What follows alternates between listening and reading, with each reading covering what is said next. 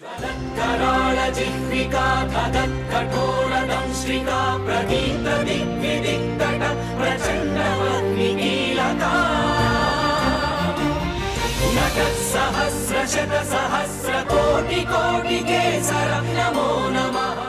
देव सवितास्माकं धियो धर्मादिगोचराः प्रेरयेत् तस्येद्भर्गः तद्वरेण्यमुपास्महे।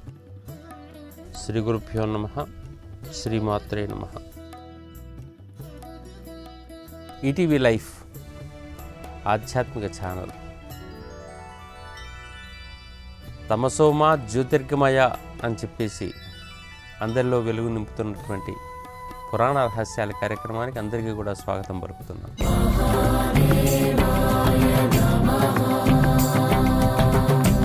పురాణంలో వందల రకాల అంశాలు ఉన్నాయి. వైదిక సాహిత్యం, వైదిక వ్యవహారం అంతా పురాణాల్లో కథల రూపంలో, ధర్మాల రూపంలో, విషయం రూపంలో, జ్ఞానం రూపంలో నిక్షిప్తమయ్యింది. ఆ కథలన్నీ ప్రతీకలే. ఎన్నో రకాల అంశాలు దాంట్లో చెప్పబడ్డాయి. ఆ చెప్పబడ్డటువంటి కథలలోని చిన్న చిన్న విషయాలను మనం మన నిత్య జీవితంలోకి ఇప్పుడు అన్వయం చేసుకుని వెళ్తున్నాం. కానీ ఆ దాని వెనక ఉండే తత్వం వైపు కనుక వెళ్ళి చూసేటట్టయితే మనకు భారతీయమైనటువంటి వైభవం, భారతీయమైనటువంటి జ్ఞాన పరంపర ఇంత గొప్పదా అనిపించేటటువంటి ఆనందం మనకు కలుగుతూ ఉంటుంది. భారతదేశంలో ఉండేటటువంటి ఒకానొక గొప్ప విశేషం, ఈ రోజుల లోపల అందరూ చేసేటటువంటి గొప్ప విశేషం పేరు హోమం అనేటటువంటిది. ప్రతి చోట హోమము, యజ్ఞము, యాగము అనే పేరుతో మన దగ్గర అనేక రకాలైనటువంటి కథలు, కథనాలు కనపడుతూనే ఉన్నాయి. యజ్ఞయాగాదుల కర్మలు అని చెప్పేసి అని అంటాం, హోమ నిర్వహణ కర్మ అని చెప్పేసి అని అంటుంటాం. ఇది చాలా గొప్పగా భారతీయమైనటువంటి వ్యవహారాల్లో అందరూ నిర్వహించుకుంటూ వచ్చారు. వైదిక కాలం నుంచి ఇప్పటి వరకు కూడా ఆగకుండా కొనసాగుతున్నటువంటి భారతీయమైనటువంటి ఒక గొప్ప పరంపర, ఆర్ష దేశాలకు సంబంధించినటువంటి గొప్ప పరంపర అగ్నిదేవుని యొక్క పూజ, దాని లోపల హోమం అనేటటువంటి సంస్కారం. ఈ హోమము, యజ్ఞము ఈ రెండింటి మధ్య లోపల కొంత తేడా కనపడుతూ ఉంటుంది. యజ్ఞం అనేటటువంటిది ఒకానొక పెద్ద కార్యక్రమానికి సంకేతం. దక్ష యజ్ఞము అని చెప్పేసి అంటే కాలం, జ్ఞాన యజ్ఞము అని చెప్పేసి అంటే దానికి ఏదో కొద్ది రోజుల పాటు ఒకరినొకరు ఉపదేశాలు ఇచ్చుకుంటూ వెళ్ళటం, లేదా ప్రవచనాలు ఇస్తూ పోవటం. భగవద్గీత జ్ఞానయజ్ఞం, భాగవత జ్ఞానయజ్ఞం ఇట్లా చెప్పుకుంటూ వెళ్తాం. జ్ఞానయజ్ఞ భావన వేరు. అదేవిధంగా ఈ యజ్ఞం అనేటటువంటిది పెద్ద కార్యక్రమానికి సంకేతం. ఏదైనా పెద్ద పని చేసిన తర్వాత ఏమనుకుంటూ ఉంటామంటే, అబ్బా పెద్ద యజ్ఞం చేసినట్టు అయింది అంటుంటాం. అందుకని ఆ యజ్ఞం అనేది చాలా పెద్దదైనటువంటి అంశం. అంతేకాదు, ఒక రాకెట్ ఆకాశంలోకి పైకి వెళ్ళి ఆ ఉపగ్రహం అక్కడ ప్లేస్లో నిలబెట్టి రావాలి అంటే వాళ్ళు చేసే దాని పేరు కూడా యజ్ఞము అనే పేరుతో పిలవాలి. దాన్ని మనం ఈ రోజుల్లో తక్కువ అర్థంలో వాడుతున్నాం, కేవలం హోమం అనే అర్థంలో వాడుతున్నాం. యజ్ఞ శబ్దానికి అర్థమైనది పెద్దది. ఒక కార్యక్రమం పూనుకోవడం, ఆ పూనుకున్నటువంటి దాన్ని పరిపూర్ణం చేసుకునేటువంటి ప్రయత్నం చేయటం, దానికి ముందు మధ్య వెనక అనేటటువంటి మొత్తం కార్యక్రమం యొక్క స్థితి విధానం అంతా కూడా యజ్ఞము అని అంటాం. యజ్ఞయాగాదులు అని చెప్పేసినప్పుడు యాగంలో భాగంగా వచ్చేటటువంటిది హోమం. ఈ హోమం అనేటటువంటిది మనం ప్రత్యేకంగా గమనించాల్సినటువంటి అంశం. హోమంలో సాధారణంగా జరిగేటటువంటిది ఏమిటంటే, ప్రకృతి లోపల ఉండేటటువంటి ఒకానొక ఉత్తమమైనటువంటి వస్తువులను అగ్నిదేవుని ద్వారా మళ్ళీ ప్రకృతికి అందించడం. దీనికి మన ఆహారానికి, తీసుకునే విధానానికి మధ్యలో ఎక్కడో సంబంధాలు కూడా మనకు కనపడుతూ ఉంటాయి. హోమ ప్రక్రియ అనేటటువంటిది ఈ రోజుల లోపల చాలా విశేషంగా అందరూ చేస్తున్నదే, కాకుంటే కొంచెం పద్ధతుల లోపల తేడాలు ఉంటుండొచ్చు. అనేక రకాల హోమాలు కూడా ఉన్నాయి. మనకు వేరు దేవతామూర్తులకు సంబంధించిన మంత్రాలతో హోమం చేసే విధానం కూడా ఒకటి ఉంది. మంత్ర సహితం ఉంది, మంత్రరహితం ఉంది. ఏదైనా హోమం చేసే సంప్రదాయం. హోమము అనగానే మనకు కనిపించేది ఒక హోమగుండము. ఆ హోమగుండము అనేటటువంటిది మళ్ళీ వేరు రకాల షేప్స్లో ఉంటుంది. ఇది వేదం లోపల చెప్పబడేటటువంటి కల్ప సూత్రాల లోపల శుల్భ సూత్రాలు ఉన్నాయి. ఈ శుల్భ సూత్రాల లోపల ఏ యజ్ఞయాగాది వేదిక మంటప నిర్మాణాల విధానం లోపల ఇది కూడా ఒకటి. అనేక రకాల మంటపాలను ఎట్లా నిర్వహించవచ్చు అనేటప్పుడు మనకు చాలా రకాలైన విషయాలు ఉంటాయి. ఇది హోమ మంటపాలు కూడా దాంట్లో ఒక భాగం. అటువంటి హోమ మంటపాలు తయారు చేసుకున్న తర్వాత దాంట్లో కొన్ని పవిత్రమైనటువంటి వస్తువులు వేసుకోవాలి. ఇక్కడ మనం ఆలోచించాల్సినటువంటి అంశం. అసలు ఈ హోమం అనేటటువంటిది దేనికి ప్రతీకగా తయారైంది? హోమం ద్వారా జరిగేది ఏంటి? మనకు జ్యోతిష్ శాస్త్రంలో కానీ ఇతర శాస్త్రాల్లో కానీ ఎక్కడైనా సరే చెప్పేటటువంటి మాట ఏంటంటే, అనేక రకాల హోమ నిర్వహణల వల్ల పూర్వకర్మల యొక్క లోపాలన్నీ కూడా తొలగిపోతున్నాయని చెప్పేసి చెప్పుకుంటూ వచ్చాం. పూర్వకర్మల యొక్క దోషాదులు ప్రకృతికి మనము ఏదో రూపంలో ఆహుతి చేసి దానిని పరిపుష్టం చేయడం ద్వారా మనకు కర్మదోషాలు తొలగుతున్నాయి అని చెప్పేసి చెప్తూ ఉన్నారు. ఈ ప్రకృతికి ఆహారం పెట్టే విధానం ఏమిటి? ప్రకృతికి ఆహారం మనం కొత్తగా పెట్టగలమా, లేదా ఉన్న కాలుష్యాన్ని తొలగించటమే మనం చేసేటటువంటి హోమ ప్రక్రియ అవుతుందా? ఈ వైపు అంతా మనం ఆలోచించాల్సిన అవసరం ఉంది. హోమ ప్రక్రియ అనేటప్పుడు ఆటోమేటిక్గా ఈ ప్రకృతి కోసం మనిషి చేసేటటువంటి సమర్పణ భావం, పంచభూతాలకు లేదా ఈ చుట్టుపక్కల కనిపించేటటువంటి మన చుట్టుపక్కల ఉండే పర్యావరణాన్ని ఆనందంగా దర్శించడం కోసం చేసేటటువంటి ఒక ప్రక్రియ. ఈ ప్రక్రియకు సంబంధించినటువంటి అంశం లోపల ఈ ప్రకృతి అనేటటువంటిది పరవశించాలి. పరవశించిపోయినప్పుడు ఆటోమేటిక్గా అది ఇచ్చేటటువంటి ఫలితం అంతా కూడా ఆనందంగా ఇచ్చుకుంటూ వస్తుంది. లేదా అది ఇద్దామని వచ్చినప్పటికీ కూడా మన చుట్టూ ఉండే వాతావరణం లోపల సరి అయినటువంటి విధంగా అది భూమి అందుకోలేకపోతున్న సందర్భం లోపల ఆ ఫలితము మన దగ్గర దాకా అందకుండా కొంచెం పక్కకు వెళ్ళి ఎక్కడ శుద్ధత ఉంటే అక్కడ అందుతూ ఉంటుంది. ఇంతకు హోమం చేస్తుంటే మనకు పూర్వం నుంచి చెప్పినటువంటి మాటలు ఏంటి? ఏ హోమం చేసినా కానీ ఇంద్రునికి భాగాలు వెళ్తాయి, వరుణునికి భాగాలు వెళ్తాయి, లేదా అష్టదిక్పాలకులకు వెళ్తాయి, లేదా ఏ దేవుడి పేరు చెప్తే ఆ దేవునికి హవిస్సు అందుతూ ఉంటుంది. అందిన తర్వాత వాళ్ళ దగ్గర నుంచి మనకు వరాలు వస్తుంటాయి అని చెప్పేసి పదాలు మనం వింటూ ఉంటాం. వాళ్ళందరి దగ్గరికి మనం చేసేటటువంటిది మంత్రోక్త సాధన ద్వారా వచ్చేటటువంటిది వాళ్ళని ప్రార్థన చేస్తూ వాళ్ళ పేరుతోని మనకు కొన్ని ప్రత్యేకమైన ద్రవ్యాలను కనుక ఈ అగ్నిలో వేస్తూ ఉంటే వచ్చేటటువంటి విధానం ఇది. ఇంతకు హోమం లోపల ఏం వేస్తున్నాం? హోమానికి ఒక కుండం కడుతున్నాం.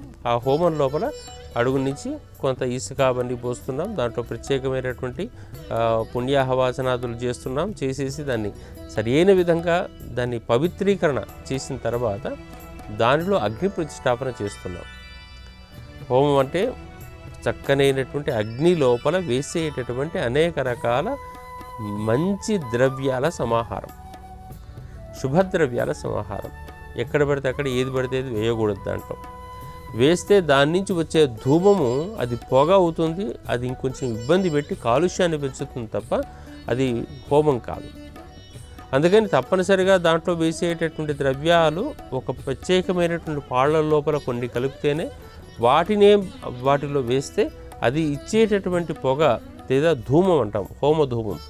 ఈ హోమధూమం అనేటటువంటిది ఈ ప్రకృతిని శుద్ధం చేయడం కోసం మొదలు పెడుతూ ఉంటుంది. మరి ఉత్త ద్రవ్యం వేస్తే డైరెక్ట్గా దానికి అవకాశం ఉంటుందా? లేదు. కొన్ని కట్టెలు పెట్టాల్సి వస్తుంది. అందుకని ఎటువంటి కట్టెలు సేకరించాలి అన్నప్పుడు కూడా దానికి కూడా కొన్ని నియమాలే.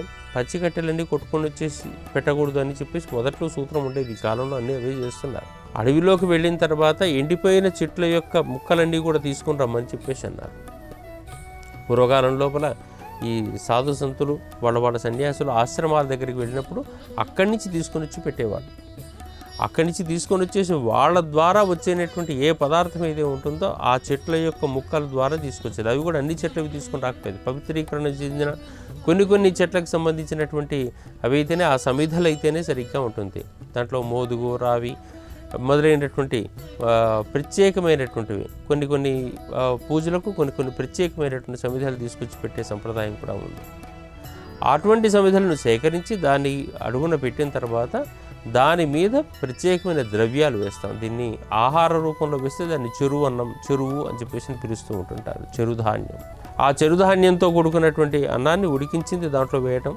ఏది వేసినా తప్పనిసరిగా ఆవు నెయ్యి దానితో కలిపి వేయటం. ఈ రెండూ కలిపి వేయటం ద్వారా మొత్తానికి మనం వేరువేరు మంత్రాలను ఉచ్చరిస్తూ ఏ దేవతకు ఉపాసన చేస్తున్నామో ఆ దేవతకు సంబంధించిన మంత్రాలను జపిస్తూ ప్రతిసారి కూడా ఈ ఆహారాన్ని దాంట్లో వేయటం, ఆ తర్వాత దాంట్లో నెయ్యి వేస్తూ ఉండటం. ఇది హోత చేసేటటువంటి పని. ఆ పనులు చేస్తూ ఉంటున్న సందర్భంలో క్రమంగా ఆ అగ్ని యొక్క ప్రభావంతో ఇది మండి పరిపూర్ణంగా అది ధూమంగా మారుతూ ఉంటుంది. ఈ ధూమంగా మారినటువంటి విధానం అంతా ఏమవుతుంది అని చెప్పేసి అంటే అది ఆ ప్రకృతిలోకి ఆ ధూమం విస్తరిస్తూ ఉంది. ఆ ధూమం విస్తరించిన సందర్భం లోపల ఆ ప్రకృతిలో అప్పటి వరకు ఉండేటటువంటి ఏ కాలుష్య పదార్థాలైతే చేరి ఈ ప్రకృతికి ఏదైతే మంచి రావాలనో అది రాకుండా ఆపుతున్నాయో దానిని మళ్ళీ విస్తరించి వచ్చేటట్టుగా చేస్తూ ఉంటుంటాయి. ఇది జరిగేటట్టు ఒక గొప్ప ప్రక్రియ. అందుకని మనకు శ్రీ సూక్తం అనే ఒక సూక్తం ఉంది. ఈ సూక్తం లోపల మనకు గొప్పగా చెప్తూ ఉంటుంటారు. బిల్వ వృక్షాలకు సంబంధించినటువంటి ఫలాలను, దానికి సంబంధించినటువంటి ఆకులను, ఇతరమైనటువంటి సమిధలను అన్నిటినీ కూడా మనం దీంట్లో వాడచ్చు అని చెప్పేసి హోమం లోపల.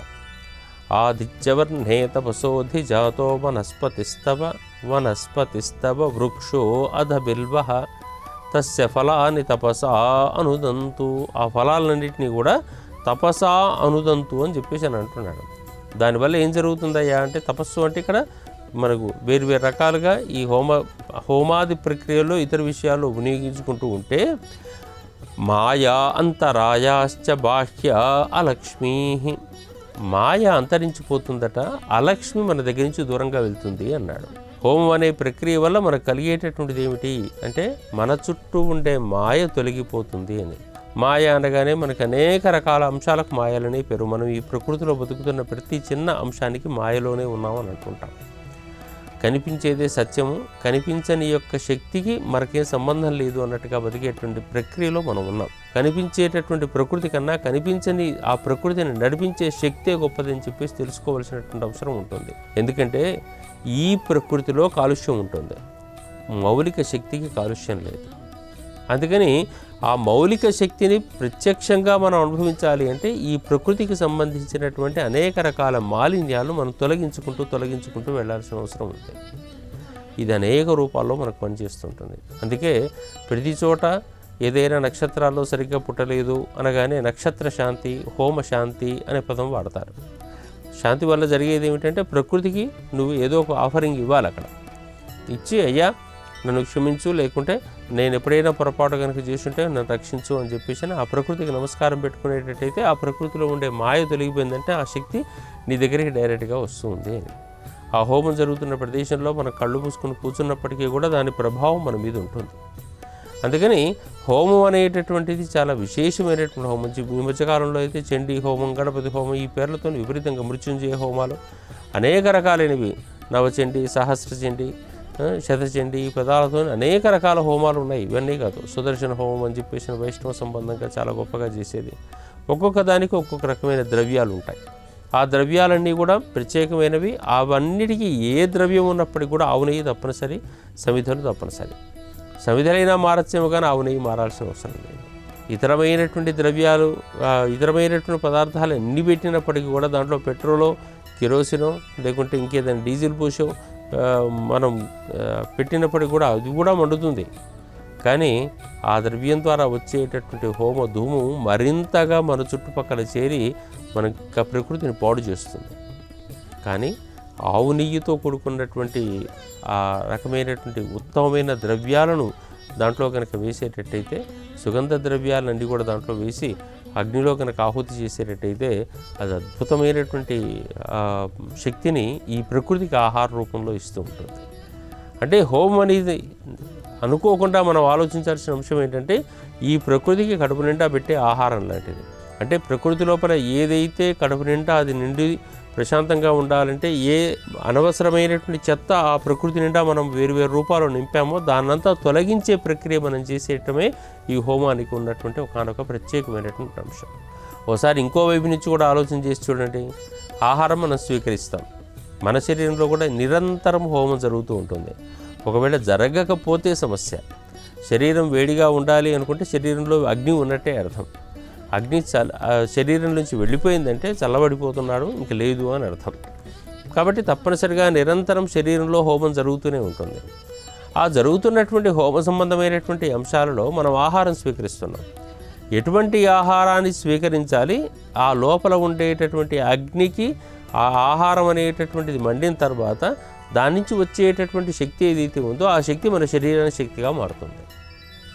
ఇప్పుడు ఆలోచించాలి, ఎందుకు ఆహారం శుద్ధమయ్యి ఉండాలి, పవిత్రమయ్యి ఉండాలి, ఇష్టం వచ్చినటువంటి ఆహారం ఎందుకు తీసుకోకూడదు, ఆయా ఆహారాల లోపల అనవసరమైన ఆహారాలు స్వీకరిస్తే ఇది మండకపోతే వచ్చేటటువంటి సమస్యలు ఏంటి, అందుకని దానిలోపి మళ్ళీ దాంట్లో కూడా వేసుకునే పదార్థాలు ఏం వేసుకోమని చెప్పారు మన దగ్గర కూడా పూర్వకాలంలో చెప్పిందంతా ఈ కాలం లోపల దానికి వ్యతిరేకంగా ఉన్నారు లోకం అంతా. కానీ ఆవు నెయ్యినే లోకంలో ఆహారంలో వేసుకొని స్వీకరించమని చెప్పన్నారు. పవిత్రమైన ఆహారం అయ్యి ఉండాలి.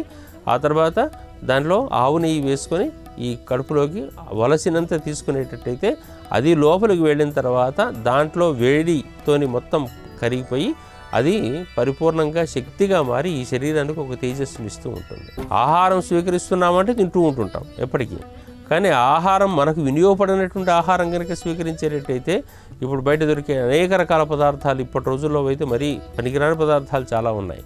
ఆ పదార్థాలన్నీ కూడా స్వీకరిస్తూ దాంట్లో ఎటువంటి శుద్ధత ఉండదు. దాని తర్వాత దాని మించి వేసుకునేటటువంటి ఆవు నెయ్యి లాంటిది ఉండదు. ఇవన్నీ లేకపోవడం వల్ల వచ్చేటటువంటిది ఏంటంటే అది సరైన విధంగా అరగదు, సరైన శక్తిని ఇవ్వదు, శరీరాలు ఊబకాయాలుగా మారిపోయే అవకాశాలు, వాటికి ఎందుకు ఉపయోగపడిన శరీరాలుగా తయారవుతూ ఉన్నారు వ్యక్తులందరూ కూడా. అందుకని ఈ వైపు కొంచెం ఆలోచన చేస్తే అక్కడ చేసే హోమం ఇక్కడ చేసే హోమం ఒకటే. లోపల ఏం ప్రకృతి ఉందో బయట అదే ప్రకృతి ఉంది. ప్రకృతి అన్నప్పుడు ఏదో బయట ప్రకృతి వేరు, లోపల ప్రకృతి వేరేం కాదు. బయట ఏ దేవుడైతే మన చుట్టూ ఉండి సంచరిస్తూ ఉన్నాడో, సృష్టి శక్తిలో ఉన్నాడో, మనలోనూ అదే శక్తి ఉంది. ఏ శక్తి అయితే మనలో పక్కకు జరిగినప్పుడు కూడా మన ప్రకృతి పనిచేయదు, మనము పనిచేయదు, పక్క పడేస్తారు. అందుకని ఈ శరీరాన్ని కాపాడాలన్నా ఇక్కడ శుద్ధిగానే ఉండాలి. ఈ చుట్టుపక్కల పర్యావరణాన్ని కాపాడుకోవాలన్నప్పుడు కూడా అక్కడ శుద్ధిగానే ఉండాలి. నిరంతరం ఇటువంటి హోమ ప్రక్రియల్లో కనుక మనం ఉంటూ ఆ ప్రదేశాన్ని శుద్ధి కనుక చేసుకుంటూ పోతే ఆ ప్రదేశం ఆహ్లాదకరంగా మారుతుంది. నలుగురు వచ్చి కూర్చొని చూసుకోవడానికి, ప్రశాంతంగా ఉండటానికి, లేదా మనమంతా మనసును ప్రశాంతంగా పెట్టుకొని ఆరోగ్యంగా బతకడానికి అవకాశం ఏర్పడుతూ ఉంటుంది. ఈ హోమం అనేటువంటి సందర్భాల లోపల మనకు గతంలో ఈ వాతావరణానికి సంబంధించినటువంటి రిలేటెడ్గా చేసినటువంటి హోమాలు కూడా చాలా ఉండేవి. ఈ వర్షాకాలాలు వస్తున్న సందర్భాల లోపల ఒక రకమైన మేఘమదనం లాంటిదయ్యా ఈ హోమం అని చెప్పారు. ఆకాశంలో ఉండేటటువంటి మేఘాలన్నీ పక్కకు వెళ్ళిపోతూ ఉంటుంటే వాటి వర్షం నా దగ్గరికే రావాలి అనుకునేటట్టయితే ఆ వర్షము మన హోమ ధూమం పైకి వెళ్ళి ఆ మేఘాలు చల్లబడి మన దగ్గర వర్షం కురుస్తుంది అనిపించేటువంటి భావన ఉండేది. జ్యోతిష్ శాస్త్ర గ్రంథాల లోపల సంహితా గ్రంథాలు ముఖ్యంగా గతంలో ఏం చెప్పుకుంటూ వచ్చాయంటే ప్రతి వర్షాకాల సందర్భాల లోపల రాజ్యంలో ఉండేటటువంటి అన్ని ప్రత్యేకమైనటువంటి ఊర్లు ఏవైతే ఉన్నాయో ఆ గ్రామాలన్నిటి యొక్క 4 వైపులా హోమాలు నిర్వహించండి అని చెప్పేసి వచ్చింది. 4 వైపులా హోమాలు కనుక నిర్వహిస్తూ కనుక ఉండేటట్టయితే ఈ హోమ ధూమము అనేటటువంటిది ఆకాశం వైపు వెళ్ళి అక్కడ నుంచి ఎటువైపు నుంచి వచ్చినటువంటి మేఘమైనప్పటికీ కూడా అక్కడికి ఆగిపోయి ఆ హోమము ఆ మేఘము చల్లబడి ఆ ఊరి మీద ఆ ఊరికి ఉండేటటువంటి పంట పొలాలకు సంబంధించినటువంటి విధానానికి అక్కడ చెరువులు నింపడానికి వీటికి బాగా ఉపయోగపడుతుంది. ఇట్లా అన్ని ఊర్లకు సంబంధించినటువంటి అన్ని ప్రత్యేకమైనటువంటి ప్రదేశాలకు సంబంధించి ఇటువంటి హోమాలు కనుక నిర్వహిస్తూ పోయేటట్టయితే అన్ని ప్రదేశాలలో కూడా ఇటువంటి చక్కనైనటువంటి వర్షాలు కురిసే అవకాశం ఉండేది. రాజులు వర్షాకాలం వచ్చిన సందర్భాల లోపల వేరు ప్రాంతాల్లో ఇటువంటి హోమాలు నిర్వహించుకోవటానికి కోసం అక్కడ ప్రాంతాలకు సంబంధించినటువంటి వ్యక్తులకు వ్యవహారాలకు ఎంతో రూపాల్లో సహకరించేవారని చెప్పేసి మనకు తెలుస్తుంది. ఎందుకు ఈ పని చేస్తున్నారు అని చెప్పేసానంటే ఇది ఒక మేఘమదనం లాంటిది. మేఘమదనం ఎందుకు అవుతుంది అంటే ఈ ప్రకృతిని ఇది కనుక శుద్ధి చేస్తూ అడ్డంగా ఉండేటటువంటి చెత్తనంతా కూడా హోమధూమంతో కోసుకుంటూ వెళ్ళిపోయేటట్టయితే మేఘం నుంచి వచ్చేటటువంటి ఏ ప్రయోగం అయితే మన మీద ఉంటుందో అది డైరెక్ట్గా మన మీదకే ఉపయోగపడుతుంది. పరిపూర్ణమైనటువంటి వర్షజాలం అంతా కూడా మన మీదకి వచ్చే అవకాశం ఉంటుంది. అందుకని హోమం అనే ప్రక్రియను మనం కొంచెం జాగ్రత్తగా అధ్యయనం చేయాల్సిన అవసరం ఉంటుంది. ఆహారానికి సంబంధించిన విషయం లోపల వేయటం అది హోమమే. ఇక్కడ వర్షానికి ఆకాశంలో నుంచి మనకు వచ్చేటటువంటి పదార్థానికి సంబంధించిన హోమమే. నిత్య జీవితంలో మనకి ఏదైనా మేలు కలగాలి కోరుకునేటట్టయితే వేరు దేవతా ఉపాసనల ద్వారా ఆయా మంత్రాలతో కూడిన చేసేది హోమమే. అంటే హోమం చేయాలి ఇప్పుడు అనుకునేటట్టయితే మనకి ఏమేమి కావాలంటే ఒకటి హోమం మంటపం ఉండాలి. మఠం ఏర్పడిన తర్వాత దాని లోపల సమిధలు ఉండాలి. చాలా విశేషమైనటువంటి పూర్ణాహుతి ద్రవ్యాలు, అదిగాక చెరువు, అన్నము, ఇంకా అనేక రకాలైనటువంటి దేవతలకు సంబంధించినటువంటి ప్రత్యేకమైన ద్రవ్యాలు ఉండాలి. ఈ ద్రవ్యాలన్నీ కూడా అత్యంత ప్రకృతిలో దొరికేటటువంటి చాలా గొప్పనైనటువంటి అంశాలు అయి ఉండాలి. ఏదో పనికిరాని వస్తువులన్నీ మనకు చుట్టుపక్కల దొరికాయి కదా అని చెప్పేసి ఈ కామదహనం చేసేనాడు పనికిరాని కట్టెలన్నీ తగలబెట్టినట్టుగా ఉండకూడదు, భోగి మంటల్లో వేసినట్టుగా ఉండకూడదు. చాలా అక్కడేమో మనకు ఉండేటువంటి కోరికలు దేని మీద ఉన్నాయో వాటన్నిటినీ కూడా కోరికలన్నీ దహనం చేసేయాలి. దేంతో అటాచ్మెంట్ ఉందో అది పూర్తిగా తీసిపారేయాలని చెప్పేసి అక్కడ చేసే మార్గం అది. ఇక్కడ అట్లా కాదు. హోమం అనేది ఒక పవిత్రమైన చాలా జాగ్రత్తగా చేసుకునేటువంటి ఒక ప్రక్రియ. అందుకని ఆ హోమం చేసే సందర్భాల లోపల తప్పనిసరిగా చాలా విలువైన వస్తువులు, సుగంధ ద్రవ్యాలు అవన్నీ కూడా దాంట్లో చాలా తీసుకొచ్చి వేసే సంప్రదాయాలు ఉన్నాయి. దాంతోపాటు మనకు కావాల్సింది తప్పనిసరిగా ఆవు నెయ్యి. ఈ మూడిటి వల్ల కలయికల వల్ల మనకు ప్రకృతి అనేటటువంటిది పరిపూర్ణమైన సహకారం ఇవ్వటం మొదలు పెడుతుంది. అది వేరువేరు రకాలైనటువంటి వస్తువులు. ఉదాహరణకు శ్రీ సూక్త యాగం చేసేవాళ్ళు ఇప్పటికీ కూడా కొంత ప్రత్యేకంగా చేస్తూ ఉంటుంటారు. దానికి ఏంటంటే ఈ బిల్వ వృక్ష సంబంధమైనటువంటి బిల్వ దళాలకు తేనెను పూసి ఆ తేనెతో ఉండేటటువంటి దానిని తీసుకొని వెళ్ళిపోయి ప్రతి మంత్రానికి కూడా దాంట్లో వేసే సంప్రదాయం ఉంటుంది. అనేక రకాల అష్టద్రవ్యాలు అని చెప్పేసి పేరు కలిగినటువంటి వాటిని గణపతి హోమానికి సంబంధించినటువంటి వాటిల్లో వేసే సంప్రదాయము ఉంది. అక్కడ ప్రత్యేకంగా వేసేటటువంటి ద్రవ్యం వల్ల కూడా మన కోరికలు ఏం కోరుకుంటున్నాం దానికి సంబంధించినటువంటి వ్యవహారాల్లో కొంత ముందుకు వెళ్ళే అవకాశం ఉంటుంది అని అనుకుంటూ ఉంటాం. కానీ వేయటం ఇంపార్టెంట్. ఆవు నెయ్యి చాలా ముఖ్యమైనటువంటిది. వేసిన తర్వాత కలిగేది ఏంటంటే ప్రకృతి శుద్ధం కావాలి. ఈ ప్రకృతిని కాపాడాలి. ఆ ప్రకృతిని ఎంత శుద్ధం చేసి ఎంత ప్రశాంతంగా ఉంటే ఈ పర్యావరణాన్ని మనం రక్షించడం కోసం మొదలుపెట్టేటట్టయితే మన చుట్టూ ఉండేటటువంటి మన లోపల ఉండేటటువంటి ఏ అపవిత్రత తొలగిపోతుందో అప్పుడు లోపల ఉండేటటువంటి సహజ చైతన్యం మీ దగ్గరికి బయటకు వస్తుంది. ఆ చైతన్యానికి మీరు ఉపాసన చేస్తూ ఉండటం వల్ల మనకు కావలసినటువంటి శక్తి, చైతన్యం, ఉపాసన అంతా మనకు పెరిగే అవకాశం ఉంటుంది. ఆ మార్గంలో హోమాన్ని నిర్వహించి అనేక రకాలుగా మనం ప్రయోజనాలు పొందే ప్రయత్నంలో ఉంటాం. పురాణ వ్యవహారాలకు సంబంధించినటువంటి చేసేటువంటి ప్రతి పనిలో విజ్ఞానాన్ని గుర్తించే ప్రయత్నం చేద్దాం. స్వస్తి, సెలవు. ఈ కార్యక్రమాన్ని తిరిగి చూడాలనుకుంటే www.youtube.com/@ETV Life Spiritual లో చూడవచ్చు.